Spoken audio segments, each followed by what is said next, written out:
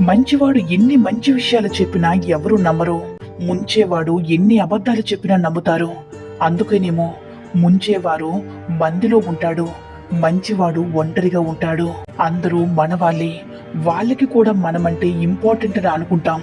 సందర్భం వస్తే గాని తెలియదు వాళ్ళ దగ్గర మన స్థానం ఏంటి అనేది. ఒకరిని తొక్కి ఎదగడం గొప్ప కాదు మిత్రమా. ఏ తప్పు చేయని వారిని బాధ పెట్టి సంతోషించడం గొప్ప కాదు. ఒకరి పతనం నువ్వు చూడాలనుకుంటే నీ పతనం పైవాడు చూస్తాడు.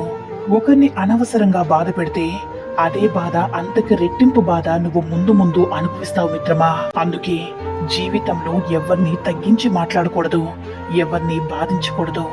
ఇవాళ నువ్వు శక్తివంతంగా ఉండవచ్చు, కాలం నీకన్నా శక్తివంతమైనదని గుర్తించుకో మిత్రమా. జీవితంలో ప్రశాంతంగా ఉండాలంటే రెండే దారులు. మన సమస్యలను ఇతరులకు చెప్పకూడదు, ఇతరుల సమస్యల్లో మనం తలదూర్చకూడదు.